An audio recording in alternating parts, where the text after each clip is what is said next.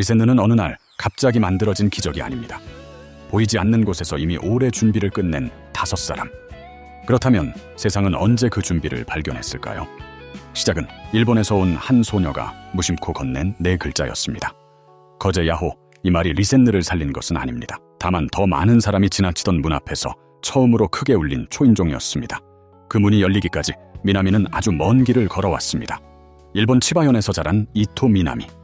2022년 초 15살이던 미나미는 한국 서바이벌 프로그램 방과 후 설렘의 마지막 무대까지 올랐지만 데뷔전은 들지 못했습니다. 다시 일본으로 돌아간 미나미에게는 다른 회사의 오디션과 미팅도 예정되어 있었습니다. 그때 한국의 작은 기획사 더뮤즈 엔터테인먼트의 대표가 연락해왔습니다. 미나미가 다른 일정은 2주 뒤라고 말하자 다음 날 다시 연락이 왔습니다.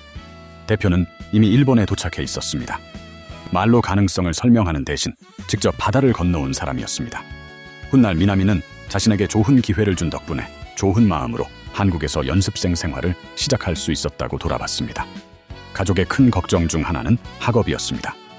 소속사는 학교를 반드시 졸업할 수 있게 하겠다는 약속을 계약에 담았습니다. 15살 소녀가 국경을 건너는데 거창한 확신은 없었을지도 모릅니다.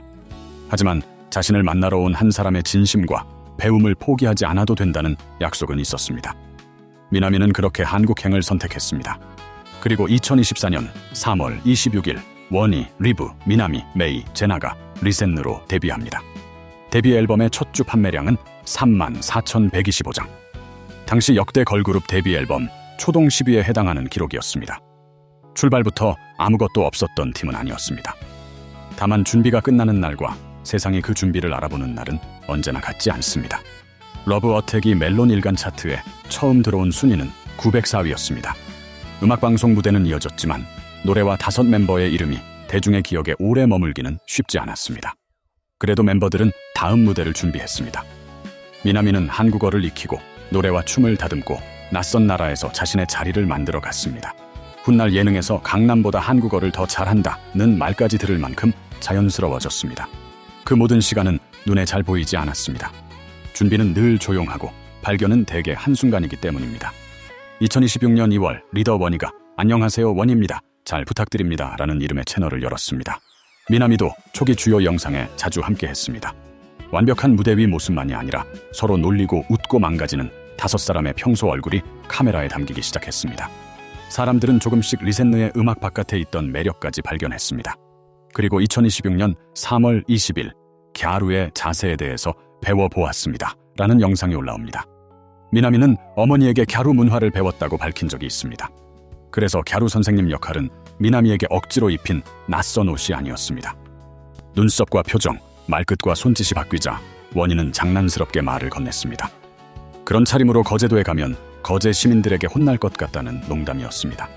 잠깐의 틈이 생겼고 미나미가 웃으며 받아쳤습니다. 거제 야호. 영상 속에서는 짧게 지나간 순간이었습니다. 촬영이 끝난 뒤 담당 PD는 미나미를 칭찬했지만 그 4글자가 어디까지 갈지는 아무도 알지 못했습니다. 그러다 5월 그 장면이 쇼츠와 소셜미디어를 건너기 시작했습니다. 누군가는 따라했고 누군가는 친구에게 보냈고 또 누군가는 그 말을 따라 리센느의 노래를 처음 찾아 들었습니다.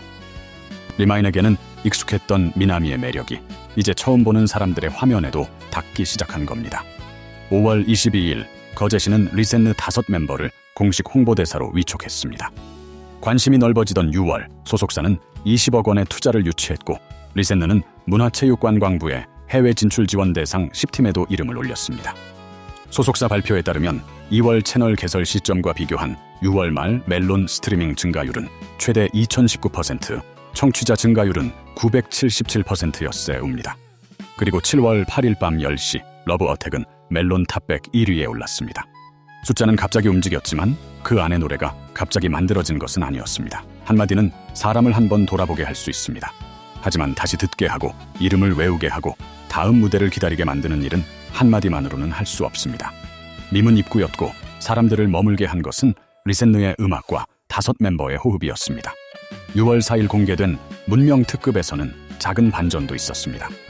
사투리 퀴즈에서 경주 출신 막내 제나와 맞선 사람은 일본에서 온 미나미였습니다.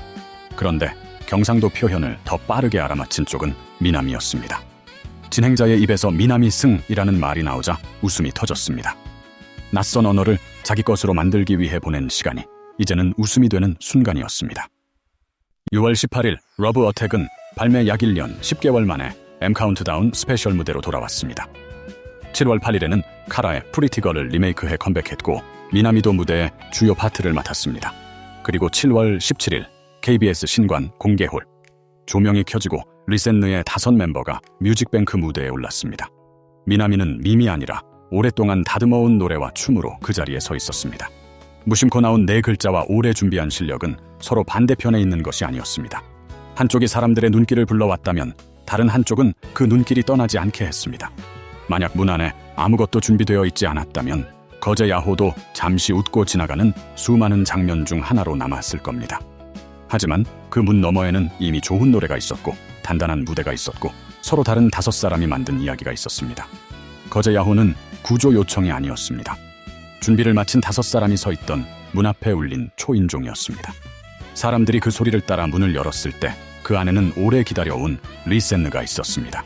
우연히 세상 밖으로 나온 미나미의 4글자. 하지만 그 우연을 기회로 바꾼 것은 5사람이 우연에 기대지 않고 쌓아온 시간이었습니다. 그래서 이 이야기는 한마디가 그룹을 살린 이야기가 아닙니다. 준비된 사람들이 마침내 발견된 이야기입니다. 때로 세상은 오래 준비한 사람에게도 조금 늦게 도착합니다. 그러다 어느 날 아주 작은 소리가 문을 두드립니다. 그 순간 다음 장면으로 걸어갈 수 있는 사람은 이미 문 안에서 자기 시간을 견뎌온 사람입니다. 미나미와 리센느는 그날을 기다리며 오래 준비하고 있었습니다. 저희는 다음에도 한순간의 화제 뒤에 숨어있던 사람들의 긴 시간을 들여다보겠습니다. 그리고 그 문을 처음 두드린 4글자를 이제 다시 들어봅니다. 거제 야호.